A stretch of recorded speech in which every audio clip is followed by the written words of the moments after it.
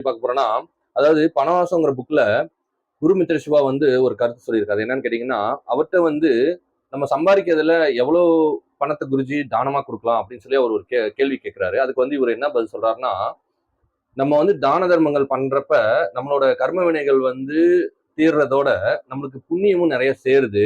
அதனால தான தர்மங்கள் பண்றது நல்லது அப்படிங்கிற மாரி சொல்றாரு. அது வந்து எப்படின்னு கேட்டீங்கன்னா, இந்த உலகத்துல இதே உலகத்துல வந்து நல்ல பணக்காரரும் இருக்காங்க. கோடி கோடியா வச்சிருக்கவங்களும் இருக்காங்க. ஏழையும் இருக்காங்க. அதிகாரத்துல இருக்கிறவங்க இருக்காங்க. தொழிலதிபர் இருக்காங்க. திரைத்துறை பிரபலங்கள் எல்லாமே இருக்காங்க. இது எல்லா படிநிலையும் இருக்கிறது இயற்கையோட விதி. இங்க வந்து ஒருத்தட்ட வந்து நேர்மையான வழியிலேயே வந்து ஒரு நிறைய செல்வம் வந்து அவரோட தேவைக்கு அதிகமா வந்து செல்வம் சேருது அப்படின்னா, அந்த செல்வம் எல்லாமே அவரே வச்சுக்கிறது கிடையாது.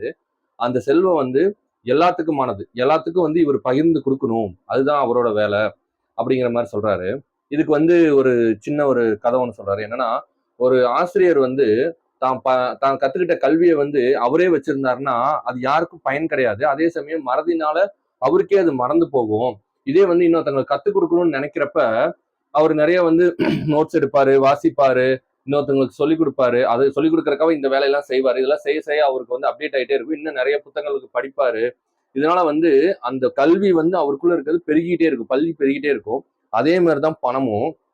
நீங்க வந்து உங்கள்ட்ட இருக்க பணத்த வந்து அடுத்தவங்களுக்கு தானமா குடுக்க முடியாதவங்க யாருக்கோ வந்து தானமா குடுக்க, உங்கள்ட்ட இருக்க பணம் வந்து பெருகிட்டே இருக்கும். அப்படிங்கிற மாரி சொல்றாரு.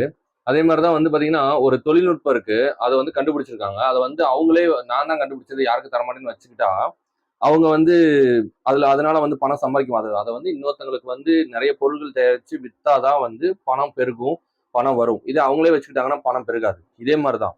இந்த உங்கள்ட்ட இருக்க பணத்த நீங்களே வச்சுக்கிட்டீங்கன்னா அது பெருகாது. இதே வந்து ஒரு முடியாதவங்களுக்கு தானம் பண்றீங்கன்னா, இயற்கையோட விதி என்னன்னா, ரூ. 1 நீங்க வந்து ஒருத்தருக்கு குடுக்குறீங்கன்னா, 9 உங்களுக்கு திருப்பி குடுக்கும். இதுதான் இயற்கையோட விதி அப்படிங்கிற மாரி பணவசங்கிற புக்ல குரு மித்ரேஸ்வா சொல்றாரு. அதனால வந்து முடியாதவங்களுக்கு தானம் செய்யுங்க. பணம் வந்து உங்களுக்கு பணம் வந்து அதாவது பல மடங்கு பெருகி கிடைக்கும். அப்படிங்கிற மாரி தான் வந்து இந்த புக்ல சொல்றாங்க. நன்றி.